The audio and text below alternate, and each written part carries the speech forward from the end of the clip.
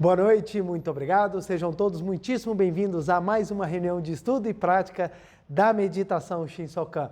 Hoje, nessa segunda-feira agradabilíssima, teremos a oportunidade de intensificar um pouco mais as nossas vibrações, as nossas orações e elevar os nossos pensamentos junto de Deus. Para iniciar todas as nossas reuniões, começamos sempre com oração e faremos a oração que consta neste livro, Sutra Sagrada, Verdade e Orações, volume 2, de autoria do professor Masaharu Taniguchi. A oração que nós faremos é a oração que consta na página 157, oração para intensificar a conscientização da verdade. Lembrando que meu livro é a terceira edição e caso alguma das pessoas presentes tenha o livro ou você de casa, pode abrir a página e acompanhar a leitura.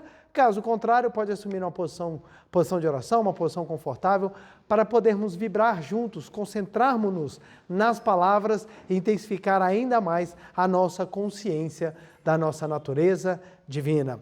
Então vamos lá? Oração para intensificar a conscientização da verdade. Sakyamuni tornou-se um iluminado, um Buda, ao despertar para a sua imagem verdadeira de filho de ser supremo e conscientizar que era um com o Buda eterno, o ser indestrutível, eterno, onipresente no universo, e assim declarou: no céu e sob o céu sou um ser iluminado. Também Jesus Cristo, tendo despertado para a sua imagem verdadeira de Filho de Deus e para o fato de ser um com a verdade que rege o universo, fez à humanidade declarações como: eu sou o caminho, a verdade e a vida. O que crê em mim, ainda que esteja morto, viverá. Antes que Abraão fosse feito, existisse, eu sou. Conhecereis a verdade vos tornará livres. Como podemos perceber, tanto as palavras de Sakyamuni como as de Jesus Cristo expressam a mesma conscientização da verdade. Conscientização da verdade nada mais é que despertar para a natureza verdadeira, ou seja, para a imagem verdadeira de si próprio. Compreendendo que o ser humano é a autoexpressão de Deus, o ser supremo que rege o universo, ao despertar para a sua natureza verdadeira, o homem consegue reconhecer a si próprio como herdeiro de Deus. Então, ele alcança a liberdade total e pode declarar: no céu e sob o céu sou um ser iluminado. A declaração de Jesus Cristo, a verdade vos tornará livres, significa que todas as pessoas, ao despertarem para a verdade de que o homem é filho de Deus, não mais serão tolhidas por ninguém e alcançarão a liberdade plena, ou seja, o estado em que se pode declarar: no céu, sob o céu, sou um ser iluminado. Despertando para a verdade, o homem liberta-se da doença, do infortúnio, da pobreza, da solidão, enfim, de todas as imperfeições fenomênicas e torna-se completamente livre. Em que consiste despertar para a verdade de que o homem é filho de Deus? Em que consiste conscientizar que o homem é um com o Buda eterno, imanente no universo? De nada adianta alguém proclamar: sou filho de Deus, no céu e sob o céu sou um ser iluminado, sem ter alcançado o despertar, pois isso seria proferir palavras vazias, seria apenas brincar com a mágica das palavras. A afirmação, sou filho de Deus, no céu e sob o céu sou um ser iluminado, deve partir da conscientização de que o homem não é matéria, não é corpo carnal, e sim um ser espiritual autônomo, que jamais é tolhido pelas circunstâncias ou situações. É necessário saber que a situação, a circunstância e o próprio destino de cada um originam-se dele próprio, ou seja, tudo se origina da própria pessoa e retorna a ela. Não ser tolhido pelas leis do mundo material não significa deixar de aplicá-las na vida prática, mas sim ter domínio sobre elas e usá-las de modo a manifestar neste mundo o amor e a sabedoria de Deus. Agora que conheço esta verdade e sei que receber a sabedoria divina, prometo solenemente viver conforme a vontade de Deus, esforçando-me constantemente para manifestar o seu amor e concretizar o paraíso na terra. Muito obrigado, muito obrigado. Maravilhosa oração que traz uma profunda reflexão sobre a necessidade de nós conhecermos e, principalmente, manifestar a nossa natureza divina. Muito obrigado, muito obrigado. Muito obrigado, muito obrigado. Uma grande alegria sempre poder estar aqui com vocês toda segunda-feira para trabalharmos um pouco mais, aprofundarmos e elevarmos os nossos pensamentos por meio dos estudos da filosofia da Seiichi Noe.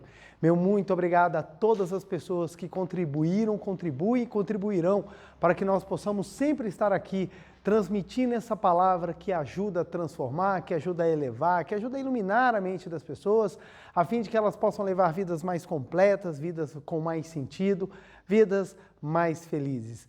Meu muito obrigado também a quem sempre deixa uma mensagem de carinho nos canais do YouTube da Meditação Shinsokan e da Seiichi Noe do Brasil. Meu muito obrigado, isso é maravilhoso, recebo com muito carinho e gratidão essas palavras e retribuo em forma de vibração, de oração, abençoando a você e todos os seus familiares. Agradeço também a todas as pessoas que estão acompanhando essa palestra no Brasil inteiro, fora do Brasil também, meu muito obrigado. Vamos hoje estudar, aprofundar um pouco mais nesse ensinamento e hoje nós vamos abordar um tema que é extremamente complexo. Dentro dos ensinamentos da Seiichi Noe, nós temos aqueles que são de fácil trato e nós temos aqueles que são mais complexos. E esses mais complexos eu preciso fazer, às vezes, alguns caminhos de introdução para que possamos compreender, ou pelo menos ter um vislumbre da profundidade daquilo que nós queremos trabalhar. Lembrando sempre, não é nossa pretensão esgotar o assunto. Nós temos várias maneiras de abordar o mesmo assunto, nós temos várias maneiras de abordar aquele tema e o que eu vou fazer é passear por um deles ou, num determinado assunto, pegar um dos caminhos a fim de que ele tenha princípio, meio e fim, mas sem que esgote todas as possíveis abordagens. Vamos lá. Toda forma, todo raciocínio que ele é desenvolvido, e eu repito isso assim incessantemente, às vezes eu acho até que eu sou meio repetitivo nesse ponto, mas é porque é importante nós entendermos que muitas vezes as pessoas não param para pensar de que forma é feito um raciocínio filosófico ou de que forma é feito até mesmo um raciocínio científico. Tudo parte de uma determinada premissa. O que é premissa? É a base daquilo que você vai desenvolver. Então, todo mundo tem que partir, todo mundo parte de um ponto e naquele ponto ele vai desenvolvendo todo o raciocínio ou ele vai estruturando tudo aquilo que ele acredita. Então, dentro dos movimentos filosóficos, principalmente dos filosóficos religiosos, que é a nossa seara, a gente parte, todo o desenvolvimento de um pensamento teológico, ele parte de uma premissa e dessa premissa desenvolve-se todos os conceitos que às pessoas é pedido que elas tenham fé, acreditem e tudo mais. Então, tudo aquilo que é necessário, logicamente falando, ele é construído em cima de uma base. Então, o que acontece?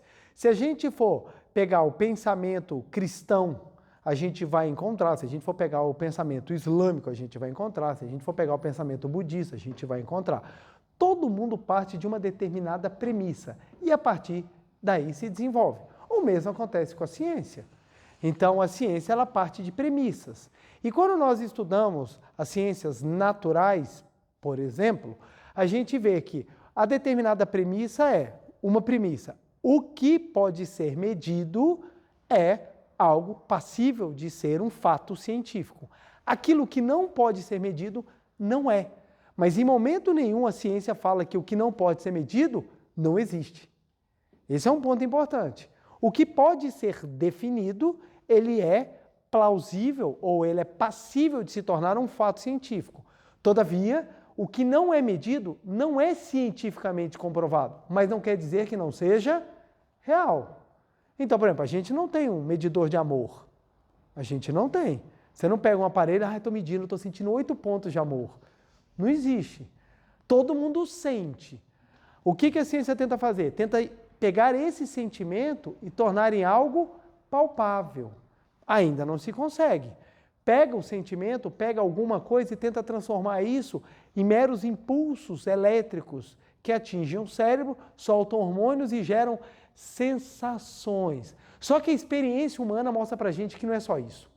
A experiência humana fala que não é a mesma coisa. Você olhar uma foto de um hambúrguer e falar, quero comer. Não é a mesma coisa você olhar uma pessoa e falar assim, quero namorar, viu? Por favor, por favor. Aí o que acontece? Aí você olha e fala assim, nossa, eu quero, sabe, viver o resto da minha vida com essa pessoa. Não é a mesma coisa. Ninguém quer viver o resto da vida com macarrão. Ninguém quer. Por quê? Há uma intensidade de algo invisível que nos envolve. Então, a ciência não consegue explicar. Cabe na seara de quem explicar isso? Aí entra naquele espectro da vivência humana que explica aquilo que é invisível. Então, entra a filosofia, a religião, entram nesses pontos em que vai tentar se explicar aquilo que é imensurável. Então, o primeiro ponto é esse. Ciência e religião não são coisas diferentes ou separadas. São maneiras de enxergar fatos com premissas diferentes. Tanto que a coisa mais engraçada que é que hoje o que a religião mais busca é que a ciência fale o mesmo que ela. A ciência fale o mesmo que ela. Por quê? Porque observa-se que no fundo, ambos querem descrever a realidade. Só que um está na seara daquilo que eu posso pegar e o outro está na seara daquilo que eu posso sentir. É interessante porque a experiência da busca do transcendente, ou a experiência da busca de Deus, é uma coisa que não é comprovada, mas ela é sentida por mais de 90% da humanidade. Todo mundo professa uma religião. O número de pessoas que não professam religião, e presta atenção, não professar religião não quer dizer que a pessoa não tenha espiritualidade. Porque muitas vezes a pessoa professa, mas ela não faz parte de um grupo nominado. Mas isso não quer dizer que ela não acredite no transcendente. Então, o número de pessoas que acreditam em algo superior é muito grande na humanidade. Então você não poderia afirmar simplesmente que não, isso é cultural. Não é cultural, é algo da própria natureza humana. Você pode pegar uma tribo indígena sem contato nenhum com a humanidade, eles vão ter os rituais deles místicos. Isso demonstra que há a busca de algo que transcende aquilo que nós podemos pegar. E é essa a área de estudo da religião, em que pese muito se tenha perdido dessa busca do entendimento teológico. Hoje em dia você ainda tem muitos que estudam, que trabalham para compreender mesmo esse fenômeno da busca do transcendente pelo ser humano. Pois bem, eu fiz essa introdução toda simplesmente para a gente entrar no ponto de que partimos das premissas e dentro dessas premissas é que nós vamos desenvolver o pensamento. É um tema que demandaria, assim, tranquilamente, dias que nós poderíamos conversar para abordar e tentar explicar a fundo tudo que eu tenho para falar. Todavia, eu não tenho esse tempo todo, vocês também não têm esse tempo todo, então eu vou precisar trabalhar de forma resumida, mas trazendo os principais aspectos para que nós possamos entender. Muitas vezes as pessoas tecem críticas sem conhecer. Não precisamos ir muito longe. Vocês já viram agora o tanto de especialistas em submergível que apareceu nos últimos tempos. Agora todo mundo manja de submarino. Todo mundo manja. Todo mundo fala que absurdo, isso estava na cara que ia acontecer. Então, assim, as pessoas, todo mundo manja. O pessoal sabe também de geopolítica, guerra da Ucrânia, todo mundo sabe, todo mundo tem a sua opinião perfeita, porque as pessoas adoram falar sem conhecer. Eu gosto que tem um memezinho que eles mandam, que fala assim, o importante é opinar, conhecer é facultativo. A gente tem que dar opinião, a gente tem que sair falando de tudo, porque a gente tem que demonstrar conhecimento. Como se demonstrar conhecimento fosse ficar dando opinião. Pelo contrário, quem opina demais demonstra que não sabe. Porque quando a gente vai estudando, a gente começa a entender que as coisas são um pouco mais complexas do que simplesmente equalizar em A e B, C e D. Então vamos lá. Muitas vezes a gente tem que passar uma mensagem profunda e rápida e nós não temos o tempo de explicar. E dentro dessa abordagem rápida, acabamos que, infelizmente, por consequência da própria linguagem, da própria dinâmica, nós sofremos algumas críticas. E as críticas vão sempre direto nos pontos principais. O primeiro ponto que sempre, quando nós vamos difundir os ensinamentos da Seiichi no Uemura, que as pessoas costumam falar é assim, como é que você pode falar que o mal não existe? Como é que pode afirmar? Porque a Seitonê, ela afirma, ela tem umas afirmações que são fortes, são impactantes. E a primeira dessa é por que o mal não existe. E eu vou abordar um pouquinho sobre esse espectro desse ensinamento, dessa compreensão, a fim de que a gente entenda realmente o que está por detrás dessa afirmação, que não é simplesmente uma coisa de não enxergo a realidade. Pelo contrário, nós enxergamos e enxergamos até muito bem. Vamos lá. Então, nosso tema hoje é por que o mal não existe. Como eu havia feito na nossa introdução, no nosso prólogo, o que acontece? Nós temos uma premissa. Qual é a premissa que se baseia os ensinamentos da Seitonê? Até abrir um parênteses aqui, muitas vezes as pessoas falam, gente, a Seitonê é legal porque ela é uma mistura do shintoísmo, do cristianismo e do budismo. Tem nada disso. Tem mistura nenhuma. Tem mistura nenhuma. A Seitonê, ela tem doutrina própria. Ela tem doutrina própria. O que é doutrina própria? Ela tem a base de pensamento dela que parte da sua premissa. Se ela não tivesse essa premissa, aí você poderia falar, então ela é um sincretismo. Por quê? Ela pega conteúdos de uma, conteúdos de outra e conteúdos de outro e mistura. Não é isso que a Seitonê faz. O que a Seitonê faz? Ela tem a sua premissa e o professor Masaharu Taniguchi identificou a mesma premissa no cristianismo, no budismo, no shintoísmo, não, shintoísmo é com X, no shintoísmo e todas as demais religiões, grandes religiões que pregam a vida. Então não são só elas. Mas na época que o professor Masaharu Taniguchi começou a escrever, que foi na década de 30, ele tinha essas 3 maiores correntes próximas a ele. Lembremos, gente, internet é nova, viu? Esse negócio da gente saber de tudo, em todo lugar, é nova. Você imagina na década de 30, como é que as pessoas eram muito mais ilhadas.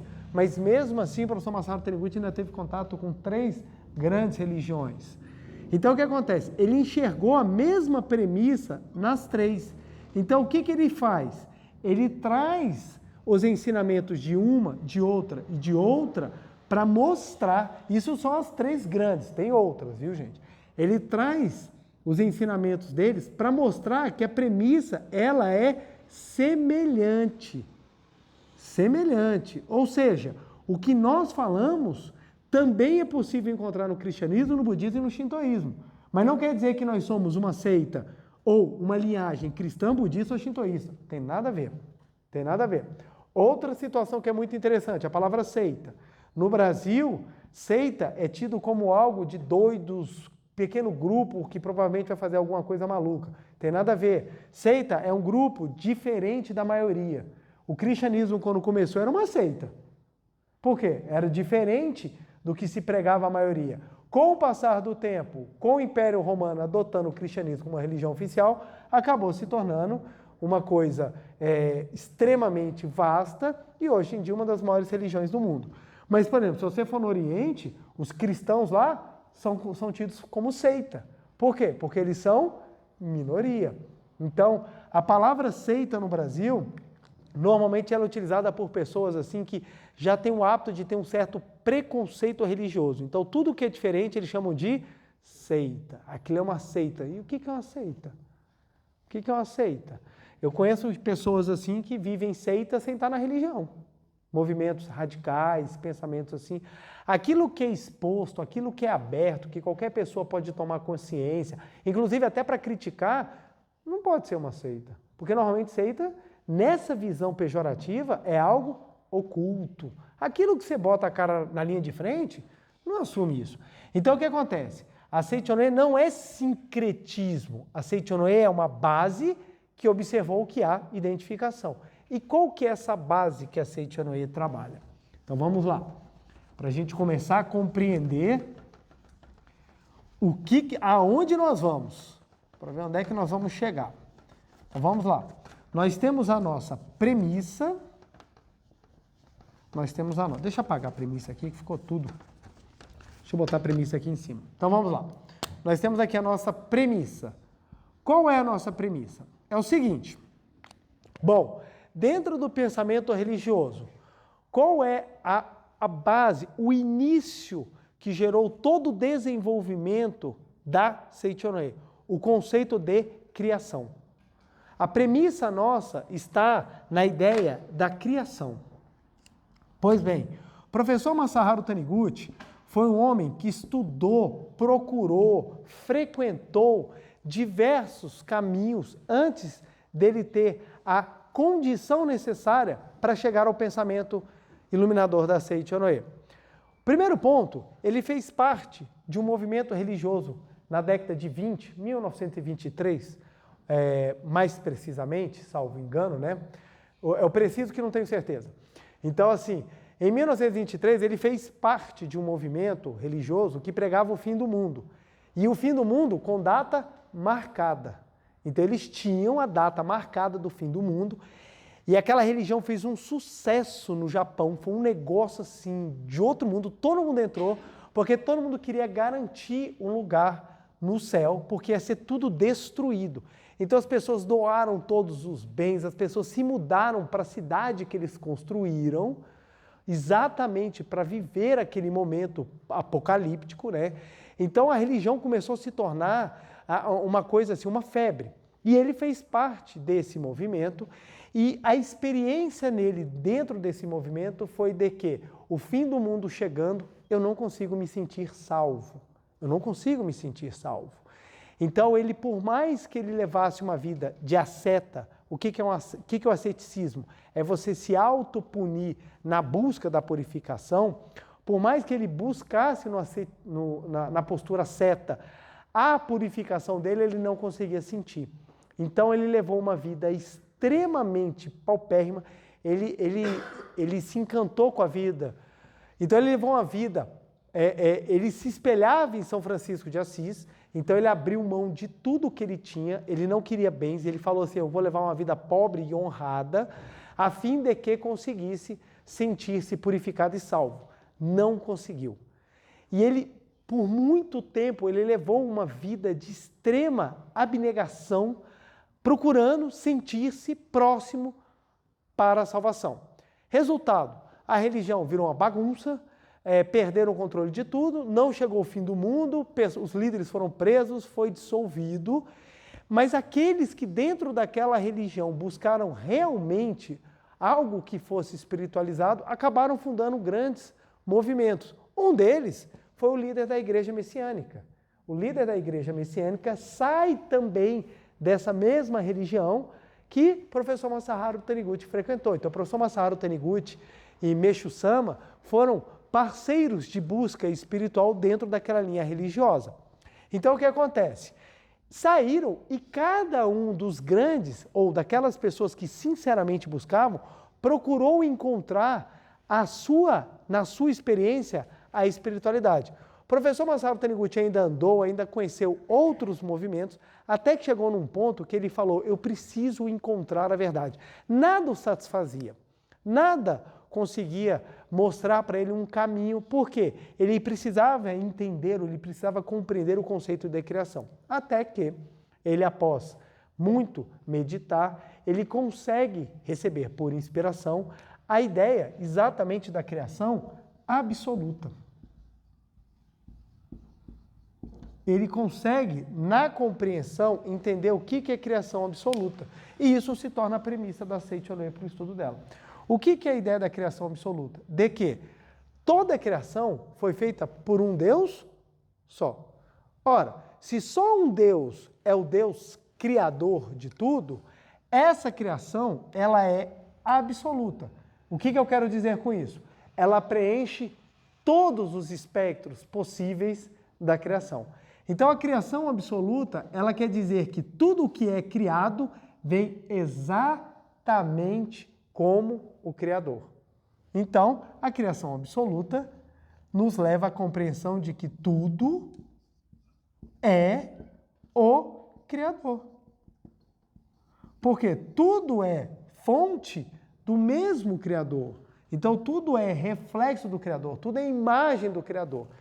Quando o professor Masaharu Taniguchi vai ler a Bíblia Sagrada novamente, porque o professor Masaharu Taniguchi ele foi especialista no Apocalipse, ele dava palestras sobre o fim do mundo. É o máximo, cara. Eu ficar imaginando o professor Massaro Taniguchi dando palestra sobre o fim do mundo. O mundo vai acabar, vamos todos morrer. Vai tudo acontecer. Então ele se tornou especialista. Ele dava muita palestra sobre o fim do mundo e todas as mazelas que nós iríamos sofrer no momento da morte e purificação para ascendermos a Nova Jerusalém. Então o que acontece?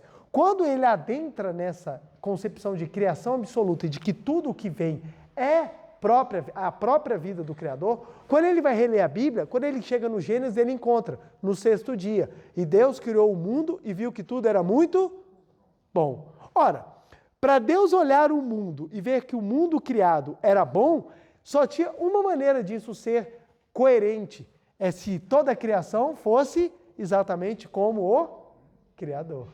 Então, a Seitonei parte do princípio que, por sermos fonte de Deus, nós somos filhos de Deus. Da onde que vem a afirmação que nós somos filhos de Deus? É exatamente porque foi o Criador que nos criou. Então, se o Criador nos criou, nós somos filhos de Deus. Se nós somos filhos de Deus, então nós estamos aqui e agora com a vida de Deus dentro de nós. Aí fala, pô, faz todo sentido. Faz todo sentido. Então, essa é a premissa que estrutura todo o desenvolvimento da doutrina da Seitonei. É essa a base. É compreender isso aqui. Preletor, eu não consigo compreender. Não tem problema. Estude, aprofunde. Se estiver no seu momento, se você estiver propício, você vai chegar a essa conclusão. Lógica e espiritualmente. É de você compreender. Dentro dessa ideia, vamos lá imaginar. Deus, quando criou, por que muitas vezes a gente usa até a linguagem cristã? Porque fica até mais fácil nós entendermos. Quando a gente usa a linguagem cristã, é algo que fica mais compreensível. Mas quer dizer que nós estamos tirando essa premissa do cristianismo? Não. Nós estamos mostrando que o cristianismo também fala isso. Só que nem sempre os que pregam o cristianismo compreendem. Presta bem atenção, religião é uma coisa, pregador é outra. Tem muita gente que fala que está pregando uma coisa, mas está fazendo completamente diferente. Olha só que interessante. Jesus Cristo ensinou, o que faz mal não é o que entra pela boca, mas sim o que sai. As pessoas têm controle sobre as palavras? Não. As pessoas acreditam que tem que ter controle sobre a questão da dieta, mas não precisam ter controle sobre aquilo que se expressam. E elas se falam cristã. Uma vez eu estava comendo eu estava mexendo no processo e fui pegar uma comida com a mão e nem me atentei em lavar a mão. E na hora que eu fui pegar a comida, um cara olhou assim para mim lá, um colega meu do trabalho, e falou assim, não, mas você não vai lavar a mão não? Coisa horrível. E eu sabia que ele era muito cristão e fui brincar com ele. Aí eu virei com ele e falei assim, meu amigo, o que faz mal não é o que entra pela boca, mas sim o que sai. Aí ele falou assim, ei, quem é que falou isso? Qual é a sua religião mesmo? Sou cristão. Você conhece um livro famoso no cristianismo, cara, que o pessoal costuma ler, chamado Bíblia Sagrada? Ele, sei, ué. Você lê? De vez em quando. Recomendo que você leia um pouquinho mais. Você não tem ideia de quem o cara lá está falando, o que o cara lá dentro está ensinando, cara. Você precisa dar uma lida a mais. Então, ou seja, a pessoa diz que é, mas não tem vivência daquilo. Então, a gente precisa compreender muito bem isso. Vamos lá. Quando Deus criou, Ele criou tudo muito bom. Se a gente for ver na descrição do livro Gênesis, capítulo 1, que coincidentemente o Gênesis faz parte, junto com os 5 primeiros livros do Velho Testamento, do Pentateuco, que compõe um dos livros básicos do judaísmo. Então, o Pentateuco compõe a base do Torá, a parte inicial do Torá, que é o livro também religioso do judaísmo, e é tido também como um livro profético, um livro verdadeiro também, pela religião islã. Quando você verifica lá, você observa, Deus criou tudo muito bom. Então, na criação, não teve o momento da criação do mal. Não teve. Você não teve aquele momento em que Deus falou, e no 4º dia, revoltado, Deus criou o mal. Você não tem assim. E Deus, naquele momento, após ver que acertou tudo, ficou muito pé da vida e falou, não, agora eu vou errar. Agora eu estou a fim de criar o mal e criou todas as mazelas do mundo. Você não vê essa descrição. Aí você começa a ver as descrições do mal principalmente nos livros bíblicos, quando começa a trabalhar conceitos de, principalmente, a questão de ser fiel, ser digno, sob pena de punição. Só que isso não foi uma das leis da criação primeira, que consta no Gênesis, capítulo 1. Então, o que o professor Masaru Taniguchi percebeu? Cara, a criação primeira, ela é perfeita. A essa criação, a Seichonoe deu o nome de Jiso, em japonês, em português, imagem verdadeira.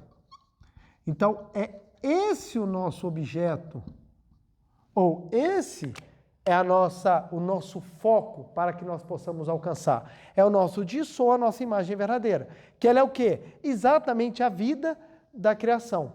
Então, se Deus é perfeito e me criou, eu só posso ser perfeito. Isso choca, isso dói. Isso a gente não consegue falar direito. Deus é perfeito, o homem é... Por que a gente não fala? Porque a gente olha para o nosso eu carnal e fala, não pode ser, não pode ser, não pode ser perfeito. Aí tem gente que fala assim, ó, você fala isso porque você não me conhece. Se você me conhecesse, você nunca poderia falar que o homem é perfeito, porque eu sou todo avacalhado. Você olha para você, você pensa nos seus defeitos, você fala, não tem como ser perfeito, não tem como ser perfeito. Aí vem um ponto que é importante compreender. O que nós falamos que é perfeito não é o homem carnal, é a vida espiritual. Deus não é um corpo carnal, Deus é um ser espiritual. Portanto, a nossa imagem verdadeira não é carnal, a nossa imagem verdadeira ela é espiritual. Ela é espiritual. Então, o que é perfeito é a vida que habita no nosso interior, não o nosso eu fenomênico. O nosso eu fenomênico não é, porque ele é limitado, ele não é perfeito. Então, quando a Seichonoe fala, o homem é filho de Deus perfeito, maravilhoso, está falando daquela pessoa carnal? Não, está falando da vida que habita a pessoa. O corpo carnal, ele é expressão. E expressão do quê? Da mente. Então, vamos lá.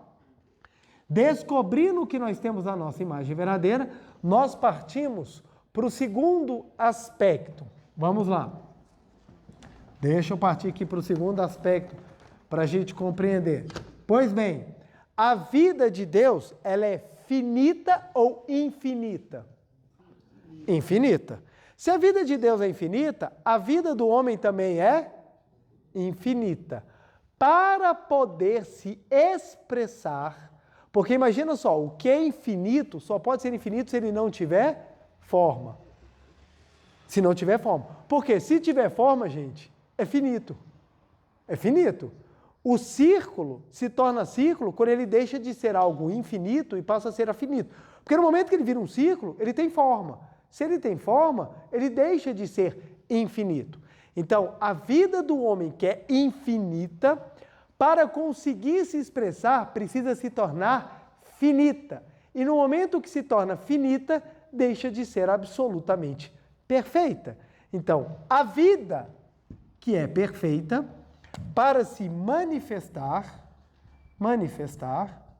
ela se limita. E o que é essa limitar? É assumir a forma fenomênica ou a forma carnal. Então, nós, como vida infinita, assumimos a forma fenomênica para que possamos expressá-la. E no momento que a gente assume a forma fenomênica para expressar, a gente se torna finito. Se tornou finito, a gente deixa de ser perfeito. Então, o homem carnal, deixa eu botar aqui em vermelho. O homem carnal, ele é perfeito ou imperfeito? Imperfeito.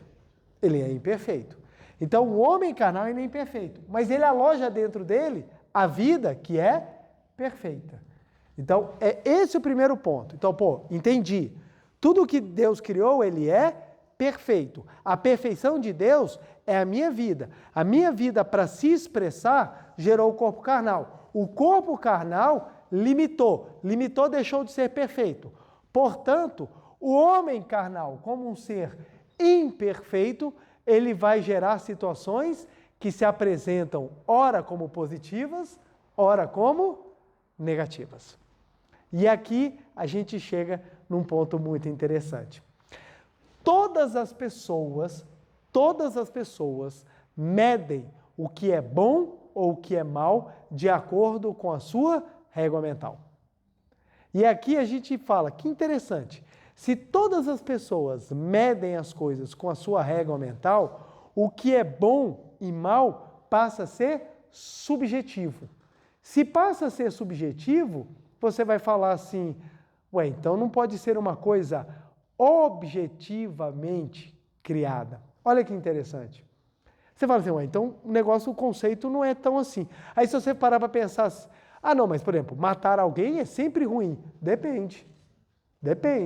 Numa tribo de canibal pode ser o momento de maior felicidade. Chegou a hora do almoço. Aí você fala, eu não estou falando que é certo ou errado. O que eu estou falando é que a medida entre bem e mal, ela passa a ser subjetiva. Nós temos estudos que apontam que uma das grandes civilizações dos impérios aqui da nossa região da América Central, agora eu não sei precisar qual delas, não sei se foi os maias, os incas ou os astecas, mas que ela se deteriorou no momento em que as melhores pessoas tinham a alegria de morrer, sacrificadas porque elas tinham certeza que iam direto para o Criador. Então os melhores foram morrendo seguidamente, aí foi ficando só quem não valia nada e isso acabou gerando a decadência e o fim do império. Olha que interessante. Então para aquelas pessoas o melhor morrer, show de bola. Hoje em dia o melhor morrer você não pode. Então, ou seja, os conceitos eles vão variando, gente. Eles vão variando. Até pouco tempo atrás era correto na cultura mundial a escravidão. Hoje em dia a gente fala, é um absurdo. Mas o que eu quero dizer? É que os conceitos eles vão mudando. Hoje em dia, determinadas coisas que há 20 anos atrás você fazia que era show de bola, hoje em dia já são crimes. Então, não é quer dizer que a coisa é errada de repente. Não, é porque tudo vai dependendo da subjetividade que vai se tratando. Então, nesse aspecto, você não tem objetivamente algo que você possa definir como isso é mal. Então as pessoas ficam procurando mal em tudo, gente. Tem pessoa que fica pegando, na nossa época pegava os discos long play e fazia ele ao contrário, para ver se saia algum som, para falar que lá estava o mal. Tem pessoas que falam que todo mundo tem pacto com alguma coisa. Todo mundo tem pacto com alguma coisa, fez sucesso, fez pacto com alguém. Então as pessoas ficam procurando a fonte do mal. A fonte do mal. Ensinamentos mais tradicionais, ocidentais, as religiões são todas orientais, as grandes religiões, né? Todos surgiram no Oriente. Mas no Ocidente, as religiões ocidentais, em especial o cristianismo, coloca a fonte do mal no capeta, no tinhoso, no demônio e tudo mais. E eu conversava com alguns amigos meus, e eles assim, muito fervorosos, eles falavam assim, porque nós temos que viver combatendo o mal, nós temos que lutar contra o mal. E a maior alegria do mal é quando você acha que o mal não existe. Aí eles perguntaram, o que você acha, João? Eu falei, cara, eu vou ficar calado, cara. Se eu falar aqui, eles vão bater. Mal sabem eles o que eu penso. Aí eu falei assim, é complicado, né? Complicado, a situação é bem séria. Que eu falei aqui, não dá nem para eu falar, porque eles estavam lá todos felizes juntos, já montando um grupo para espancar o demônio. Mal sabem eles o que eu penso. Por quê? Vamos voltar à nossa origem, para entendermos o porquê que nós afirmamos isso e as consequências dessa afirmação. Porque Seitonês não quer dizer que, gente, não existe coisa errada. Não tem nada disso. Nós estamos falando de estruturas originárias, principalmente na seara da compreensão espiritual. Vamos lá. Deus criou o mundo. Ele criou um mundo maravilhoso. Só que ele errou na hora de criar o mundo celestial. O mundo espiritual ele criou todo avacalhado, porque ele criou todo mundo com inveja, ele criou todo mundo com problemas. Fala assim, não, predator é absurdo. Tanto é que quando o demônio cai, ele traz 1/3 do céu. Então, ou seja, de cada 3 espíritos criados por Deus, um veio com defeito. Um veio avacalhado. Então, a criação do mundo celestial, pela doutrina tradicional, na leitura que algumas pessoas fazem, é de que a criação ela veio com erro, porque Deus já criou Lúcifer como um ser de inveja. De inveja. Tanto que ele tenta dar o golpe, você vê, o céu já começa com tentativa de golpe, gente. O céu já começa, o negócio já começa tão na bagaceira, velho, que já é novela total, cara, já é House of Cards, sabe? Já é a galera tentando, vão dar golpe juntas, sabe? Cara, dá para fazer um filme. Aí tenta dar o golpe, Deus descobre, pune todo mundo e manda todo mundo para o inferno.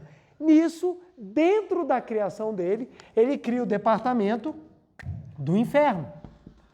E lá ele deposita 1/3 dos anjos, 1/3 dos anjos que se levantaram contra ele, e esse inferno vai ser mantido com recursos do céu por toda a eternidade. Por toda a eternidade. E Deus cria o céu e ainda fala, prestem bem atenção, humanos, vocês não têm a menor ideia do que está acontecendo, mas quem não acreditar, para lá será mandado. E a partir daí nós fugimos de algo que é mantido por alguém. Que força é essa que mantém? E algumas pessoas acreditam que a nossa vida é a luta do bem contra o mal, de Deus contra o capeta. E a primeira pergunta é, se Deus é o Todo-Poderoso, por que não resolve logo a parada? Não, o negócio tem que ser complicado, o negócio tem que ser sofisticado. Você tem que perceber o que tem que acontecer, porque você tem que escolher. E se você errar a escolha, acabou. Imagine você num parque de diversão, cheio de brinquedo para todo lado, você querendo se divertir e algum brinquedo, chega a pessoa e entra. Preste bem atenção. Você só vai poder escolher um brinquedo. E a sua escolha será para o resto da sua vida. Você errou o brinquedo, para lá ficará o resto da sua vida. Se o bate-bate estiver com defeito, para o resto da sua vida. Se for montanha-russa, para o resto da sua vida. Então você não tem tempo de conhecer e você já sofre uma sentença. Se você for parar para pensar, até para os conceitos humanos de justiça, é algo injusto. Se você for parar para pensar, para o conceito humano, vai sem contraditório, sem ampla defesa, sem a mínima possibilidade de você pelo menos conhecer. Sem a mínima possibilidade de conhecer. Você vê que num conceito básico do relacionamento humano é que você namora para você conhecer.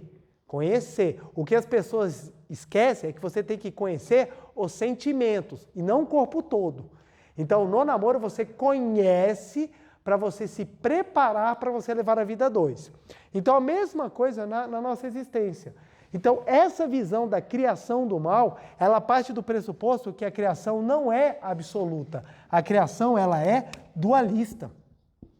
Junto com Deus, foi criado Satanás. E Satanás tem a mesma força de Deus. Tanto que Deus teve que mandar o seu único filho para vir morrer por causa de Satanás. Então, você vê, a força não é tão grande. Ah, mas Jesus veio e pegou as chaves da morte e você vai ter vida eterna. Precisava? Se a gente for parar para pensar, precisava disso tudo? Por quê? Se você não compreender exatamente o conceito de criação, a gente não consegue chegar naquilo que a Seitonê está falando. Agora vamos rebobinar e vamos explicar a mesma coisa no viés da espiritualidade absoluta. Ora, se a criação absoluta, o mal não tem existência, porque não há o que confrontar Deus. Não há. Só existe Deus e o que vem de Deus. Já consta nas sutras sagradas da Seitonê. Só existe Deus e o que vem de Deus. Então, preletor, o que é isso que a gente vê no mundo, que a gente compreende como mal? Nada mais é do que, na manifestação do homem carnal, a projeção dos seus pensamentos. Gente, se o mal fosse uma existência concreta, não existiria força nenhuma que conseguisse eliminá-lo. Mas em qualquer religião as pessoas acreditam que todos têm salvação, desde que siga determinada regra. Se você entrar, por exemplo, no islamismo, se você fizer determinada forma, você vai ser salvo. Se você entrar no cristianismo, se você fizer determinada forma, você vai ser salvo. Se você entrar no judaísmo e fizer determinada forma, você vai ser salvo. Por que que as pessoas acreditam que todos serão salvos? Porque em todos existe uma natureza divina. Porque se não tivesse, teriam pessoas que não seriam salvas. Agora, existem manifestações fenomênicas que são de difícil transformação nesse mundo? Sim, existe. Existe. Tem gente que vai precisar vir ainda muitas vezes para compreender algumas coisas.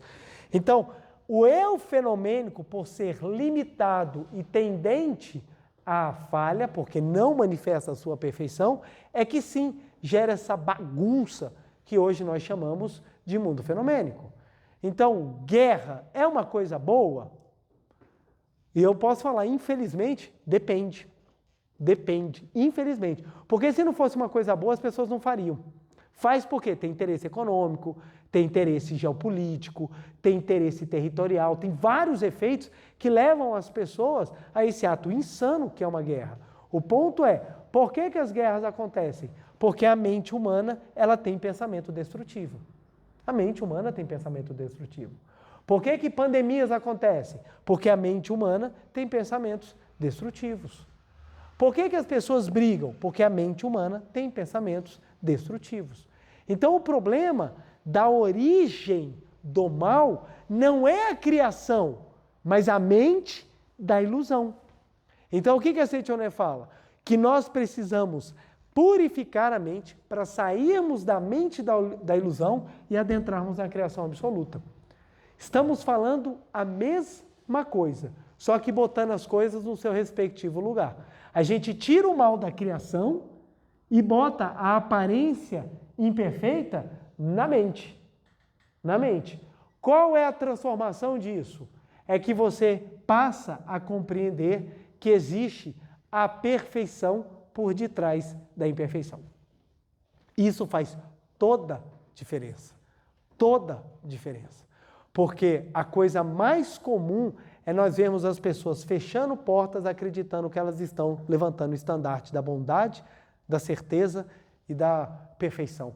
Coisa mais comum é a pessoa chegar e falar assim, eu estou salva porque eu já estou seguindo a formalidade de Deus. A pergunta é, qual? Qual que é a correta?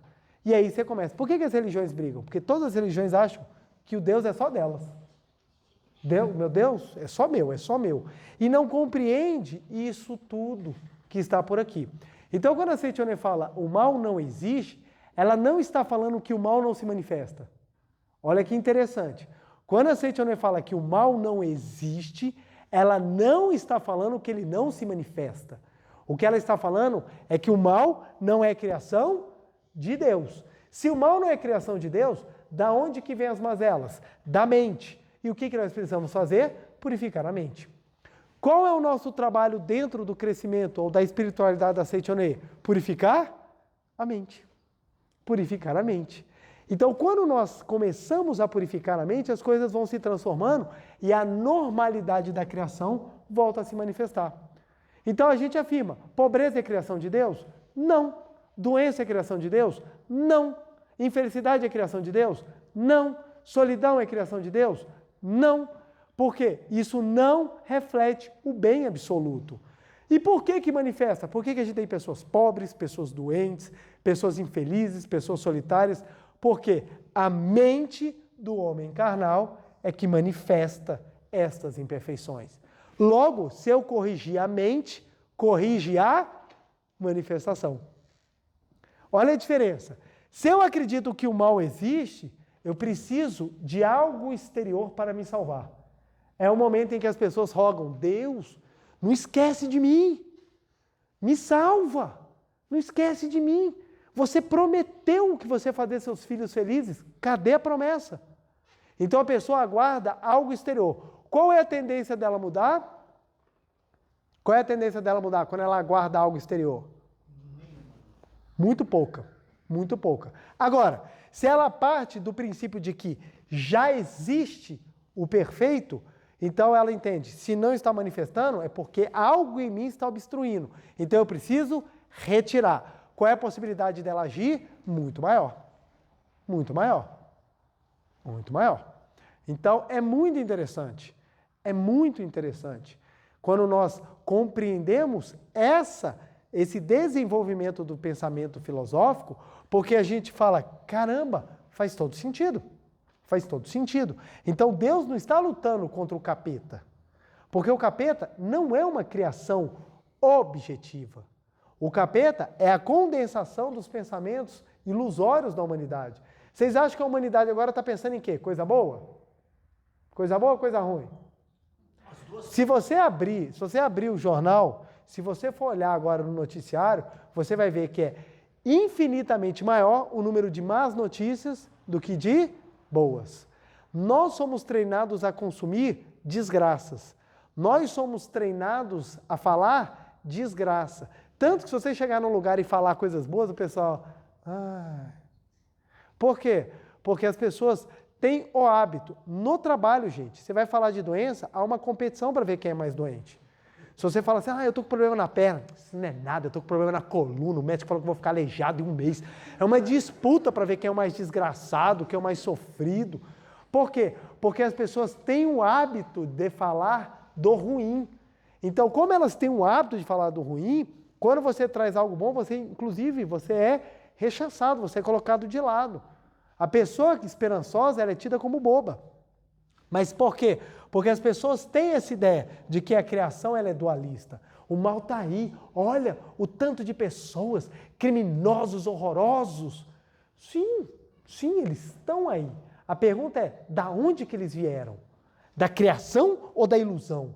E separar isso é fundamental. Porque se você entender que veio da ilusão, você compreende qual é o trabalho para voltar para a criação. Porque se vier da criação, quem é você para mexer nisso? Conversava com um colega meu e ele falava assim, nossa, eu estou doente. E eu falei, o que aconteceu? Ele, não, porque Deus está me advertindo. Eu falei, Deus está te advertindo e te mandou uma doença? Ele, me mandou uma doença. Eu falei, poxa, que pena.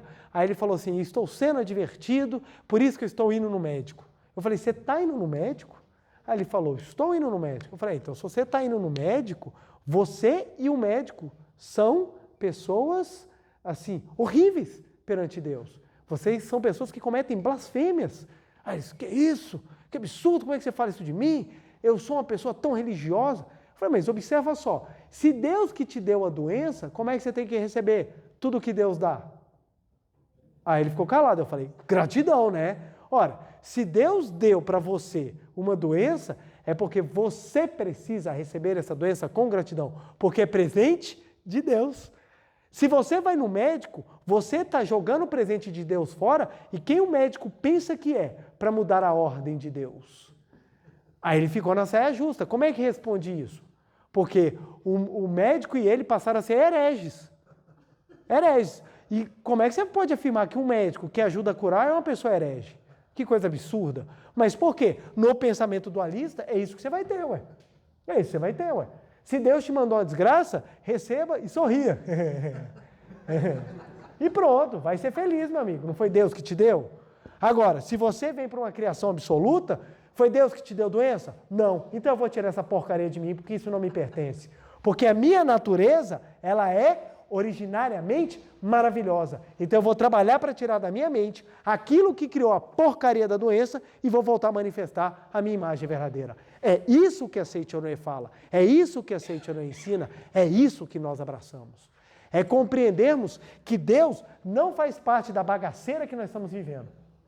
Que tudo o que nós estamos colhendo é fruto daquilo que a nossa mente armazenou. E purificar a nossa mente é o trabalho para nós compreendermos e manifestarmos a vida, o Dissô, a imagem verdadeira. Então, essa compreensão é fundamental. Então, quando a gente fala por que o mal não existe porque Deus não criou. Não estou falando que o mal não está manifestado. E o bom é que, nesse aspecto, eu agradeço muito a minha profissão, porque eu trabalho no Poder Judiciário, onde a gente só vê coisa legal. A pessoa só vai no Poder Judiciário quando tem coisa legal. Eu passo pelas varas criminais, pelas varas de violência doméstica, pelos tribunais do júri, eu só vejo coisa legal. Mas eu consigo entender que o que eu vejo no processo é manifestação e não criação. Porque Deus não criou um homem para matar o outro. Agora, na manifestação, a mente da ilusão mata a outra mente em ilusão. Isso acontece. Então eu não tapo o sol com a peneira. Ah, não existe nada de errado. Não, tem muita coisa avacalhada. Mas aonde que está o erro? É na ilusão e não na criação. Pensa bem, nós vamos criar um jogo. Esse jogo funciona assim. Todo mundo vai poder fazer as regras que quiser. Esse é o jogo que funciona.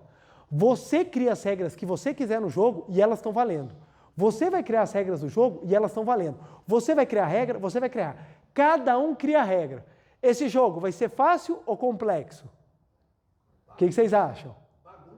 Absolutamente complexo. Agora eu vou chamar para participar desse jogo 8 bilhões de pessoas. Como é que vocês acham que vai funcionar o jogo? Extremamente complexos. Bem-vindo à humanidade. O que é a humanidade? São 8 bilhões de mentes construindo o destino de todo mundo. Então, o mundo ele é dirigido para onde a mente está apontada. Se a mente está apontada para o fundo do mar, vai todo mundo para o fundo do mar. Se a mente está apontada para o céu, vai todo mundo para o céu. E assim caminha a humanidade.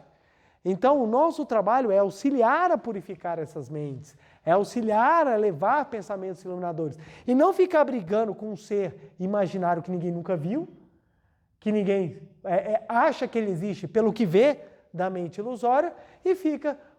É muito fácil botar a culpa em alguém.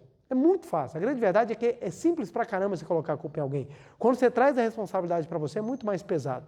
E um outro detalhe também. Quando as pessoas falam assim, porque o demônio fica... Eu me pergunto, se fosse uma existência objetiva, seria até mais fácil perceber. Como ela é subjetiva, depende de cada um. Tem pessoas que são extremamente coerentes, éticas, mas por não fazer determinada parte, estão com o demônio. E aí? E tem pessoas que são horripilantes, medonhas, líderes religiosos, fazendo verdadeiras atrocidades, mas esses são santificados.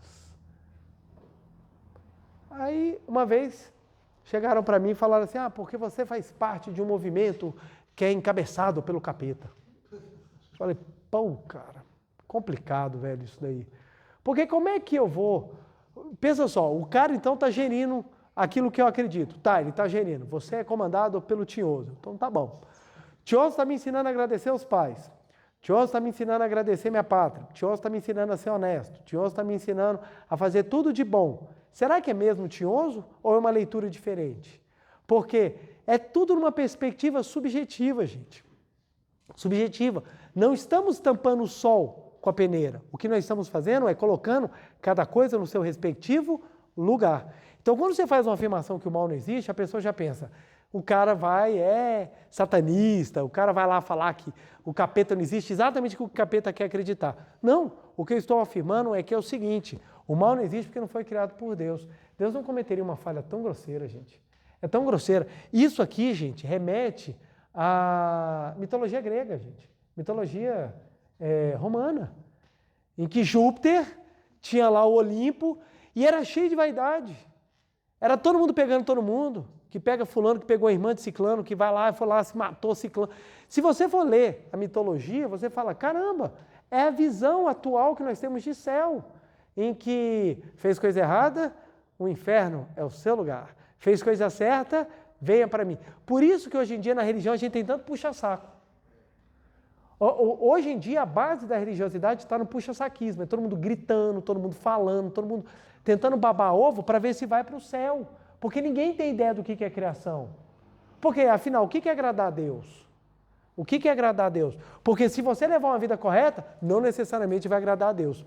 Uma vez eu estava vendo a palestra da Seiichi Onoe na televisão, estava a professora Maria Murakami falando da maravilha da imagem verdadeira, da maravilha que é você poder manifestar o Deus que habita no seu interior. Quando eu mudei de canal, estava um outro líder falando, não estou criticando a religião, estou só trabalhando filosofia, pensamento, não estou criticando ninguém. As religiões são maravilhosas, mas eu estou falando de pensamento. E ele falava o seguinte, não adianta fazer boas ações, porque a sua salvação é uma decisão unilateral de Deus. Então você pode ter feito tudo, não passa de pano de imundícies perante o Senhor. Falei, me senti super motivado a fazer boas ações. Por quê? Se nada vale, então eu faço para quê? O ponto é esse. Se nós formos entender e filosofar sobre a criação, se a gente entender a sublimidade de Deus, a gente vai chegar à conclusão. Deus não conseguiria criar nada que não fosse muito maravilhoso. Então, se ele criou muito maravilhoso, esse muito maravilhoso está onde, gente? Dentro de nós. Se o muito maravilhoso está dentro de mim, então eu preciso fazer alguma coisa para manifestá-lo. Porque o que está manifestando não é a criação, é a ilusão. Pelas pessoas não conseguirem separar criação de manifestação, é que elas misturam tudo. Tanto é que Deus assume características humanas. Deus fica magoado, Deus fica bravo, Deus fica muito injuriado se você não for e não fizer determinada formalidade. Deus não gosta das coisas boas. Então, tudo aquilo que é bom não é de Deus. Tudo que dá prazer não é de Deus. Então, se você pensar algumas coisas assim, não é de Deus.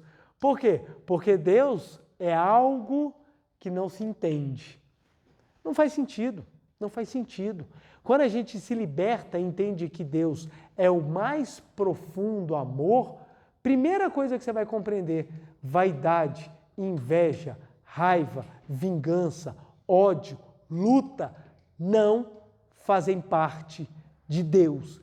Se a luta não faz parte de Deus, está brigando com quem? Com ninguém. Quem briga é a mente humana, que essa sim, inveja, ego, arrogância, essa é suscetível. Mas a mente de Deus? Não, porque Deus é amor. Primeira epístola de João, capítulo 4, versículo 8. Se não consegues amar, não conheces a Deus, porque Deus é amor. Se Deus é amor, acabou. É a mais perfeita harmonia. Se Deus é a mais perfeita harmonia, o que vem de Deus só pode ser harmonia, só pode ser Deus. O mal não existe, porque Deus não criou. Para entendermos isso, aí precisamos meditar, aprofundar, estudar e pensar bastante nisso aqui, para que a gente possa cada vez mais entender. Só existe Deus e o que vem de Deus. O que está manifestado de errado é ilusão da mente. E é essa ilusão da mente que a gente vai trabalhar para afastar da nossa existência. Quanto mais você afasta a ilusão, mais Deus se manifesta. Quanto mais Deus se manifestar, mais a sua vida vai se tornar um milagre. Beleza, gente? Vamos lá então para a nossa meditação, para que nós possamos cada vez mais compreender a nossa natureza divina e o porquê que nós somos a criação perfeita, espiritual e maravilhosa de Deus. Vamos lá? Muito obrigado. Uma reverência. Muito obrigado, muito obrigado. Vamos todos sentar e assumir a posição de oração. Vamos agora, exatamente por meio da meditação Shinsokan, visualizar essa perfeição da nossa criação. Então, quando as pessoas perguntam o que visualizo durante a meditação Shinsokan, é exatamente isso. Nós vamos visualizar a criação absoluta e perfeita de Deus. E nós dentro dessa criação. Então nós vamos visualizar tudo o que for de mais belo, puro, eterno, imortal, maravilhoso. É o que nós vamos imaginar e nós fazendo parte dessa vida. Então nós nos visualizamos dentro da própria vida. É por isso que a gente repete, é o oceano de infinita sabedoria, amor, vida, provisão, alegria e harmonia. Porque estamos inseridos na eterna perfeição da criação de Deus. Então a gente visualiza e quanto mais a gente contempla com os olhos mentais, mais a gente vibra, mais a gente sente e mais a gente consegue externalizar. E a postura tem exatamente a finalidade de fazer com que a nossa concentração mental seja a máxima possível, a melhor aproveitável, a fim de que possamos sentir a vida de Deus no nosso interior. Então vamos assumir a postura e lembrando, qualquer dúvida ou maiores explicações, basta consultar toda a bibliografia da meditação Shinsokan, em especial o livro Meditação Shinsokan, Ver e Contemplar Deus. Vamos lá então? Canto evocativo de Deus. Ó Deus Pai, que dais vida a todos os seres viventes, abençoai-me com vosso Espírito. Eu vivo não pela minha própria força, mas pela vida de Deus Pai que permeia os céus e a terra. As minhas obras não sou eu quem as realiza, mas a força de Deus Pai que permeia os céus e a terra. Ó Deus, que vos manifestastes através da seite Noé, para indicar o caminho dos céus e da terra, protegei-me. Deus, muito obrigado, muito obrigado, muito obrigado. Neste momento, deixo o mundo dos 5 sentidos e entro no mundo da imagem verdadeira. Aqui onde estou é o mundo da imagem verdadeira. É o oceano de infinita sabedoria de Deus, é o oceano de infinita sabedoria de Deus, é o oceano de infinita sabedoria de Deus, é o oceano de infinita sabedoria de Deus. É o oceano de infinito amor de Deus, é o oceano de infinito amor de Deus, é o oceano de infinito amor de Deus, é o oceano de infinito amor de Deus. É o oceano de infinita vida de Deus, é o oceano de infinita vida de Deus, é o oceano de infinita vida de Deus, é o oceano de infinita vida de Deus. É o oceano de infinita provisão de Deus, é o oceano de infinita provisão de Deus, é o oceano de infinita provisão de Deus, é o oceano de infinita provisão de Deus. É o oceano de infinita alegria de Deus, é o oceano de infinita alegria de Deus, é o oceano de infinita alegria de Deus, é o oceano de infinita alegria de Deus. É o oceano de infinita harmonia de Deus, é o oceano de infinita harmonia de Deus, é o oceano de infinita harmonia de Deus, é o oceano de infinita harmonia de Deus. É o mundo da grande harmonia. Neste sublime mundo da grande harmonia, eu, como filho de Deus, recebo de Deus a sua infinita força vivificante. A infinita força vivificante de Deus flui para o meu interior, flui, flui, flui.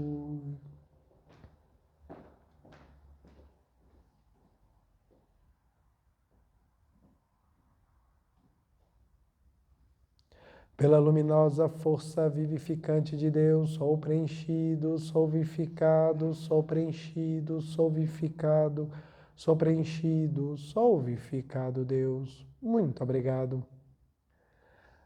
A infinita força vivificante de Deus flui para o meu interior, flui, flui, flui.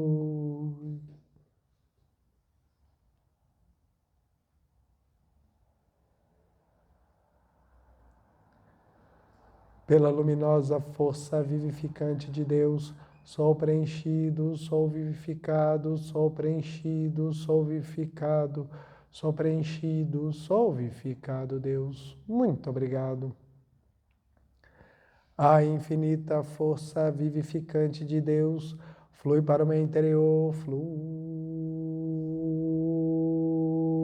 flui, flui.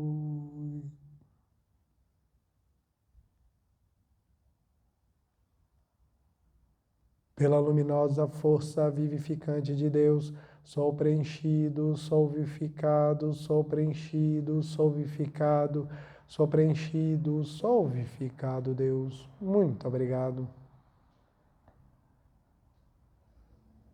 Já não sou eu quem vive, é a vida de Deus que aqui está e vive. Já não sou eu quem vive, é a vida de Deus que aqui está e vive.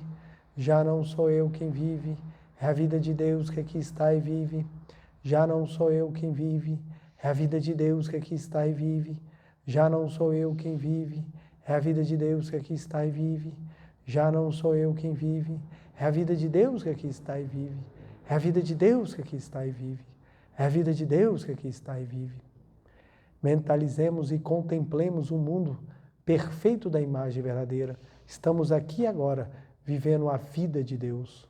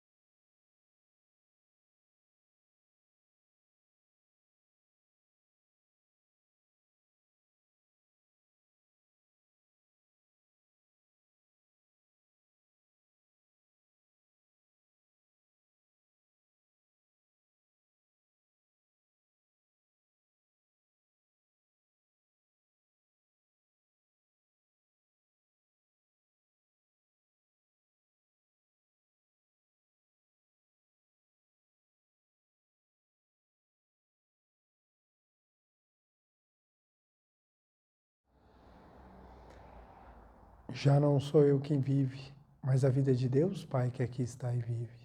Muito obrigado, muito obrigado, muito obrigado, muito obrigado. Oração pela manifestação da imagem verdadeira do Brasil. Neste momento, fluindo o mundo da imagem verdadeira, a infinita sabedoria e infinito amor de Deus. Através dessa infinita força, o Brasil se torna tão perfeito como já o é no mundo da imagem verdadeira. Deus, muito obrigado. Neste momento, flui do mundo da imagem verdadeira a infinita sabedoria e infinito amor de Deus. Através dessa infinita força, o Brasil se torna tão perfeito como já o é no mundo da imagem verdadeira. Deus, muito obrigado. Visualizemos a imagem verdadeira do Brasil.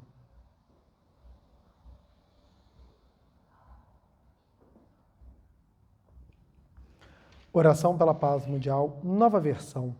O infinito amor de Deus flui para o meu interior e me resplandece como uma brilhante luz espiritual de amor. A luz espiritual de amor cresce e cresce em intensidade, cobrindo o coração de todo o povo da Ucrânia, de todo o povo da Rússia e de todos os povos do mundo, somente com pensamentos de amor, paz, ordem da verdade, centrada na vontade de Deus. O infinito amor de Deus flui para o meu interior e me resplandece como uma brilhante luz espiritual de amor. A luz espiritual de amor cresce e cresce em intensidade, cobrindo o mundo completamente, preenchendo o coração de todas as pessoas, o interior de todos os animais, plantas e fungos, somente com pensamentos de amor, paz, ordem e da verdade centrada na vontade de Deus. Muito obrigado. Visualizemos a paz mundial.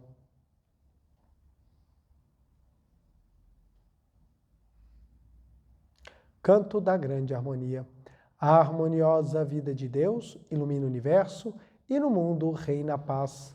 A harmoniosa vida de Deus ilumina o universo e no mundo reina a paz. Muito obrigado, muito obrigado. Fim da meditação, podemos desfazer a postura. Aos que estão presentes e queiram ficar de pé novamente.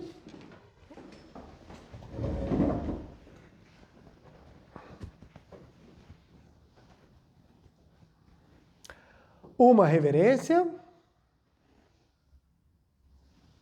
Muito obrigado, muito obrigado. Podem se sentar rapidamente. Quero agradecer a presença de cada um de vocês, a vocês de casa também. Meu muito obrigado. Vamos passar aqui o nosso dever de casa para que possamos ter a semana muito mais abençoada, muito mais feliz, com muito mais entusiasmo. Então, nosso dever de casa. Vamos lá. Primeiro a nossa meditação. Shinsokan, sem falta, porque é graças à meditação que a gente vai purificando e elevando as nossas vibrações. Mudar a vibração é um processo, por isso que a meditação Shinsokan é tão importante. E o segundo é repetir a frase. Repetir a frase. Só existe Deus e o que vem de Deus. Para criarmos ainda mais o sentimento de onipresença, de onipotência de Deus. Só existe Deus e o que vem de Deus. A gente pode repetir isso daí, gente, umas 200 vezes por dia, tranquilamente. Só existe Deus e o que vem de Deus, só existe Deus e o que vem de Deus, só existe Deus e o que vem de Deus. Quanto mais a nossa mente foca naquilo que existe, mais o que existe aparece para a gente. Nós enxergamos aquilo que nossa mente reconhece. Quanto mais a gente reconhece Deus, mais Deus passa a se manifestar para a gente. Olha que interessante. Nós enxergamos aquilo que nós reconhecemos. Quem mais reconhece Deus é quem mais consegue enxergá-lo. Desejo uma semana abençoadíssima a todos vocês. Meu muito obrigado aos que estiveram aqui presentes. A você de casa, um beijo no coração. Feliz semana e nunca se esqueça, só existe Deus e o que vem de Deus. Beijo e até mais. Muito obrigado.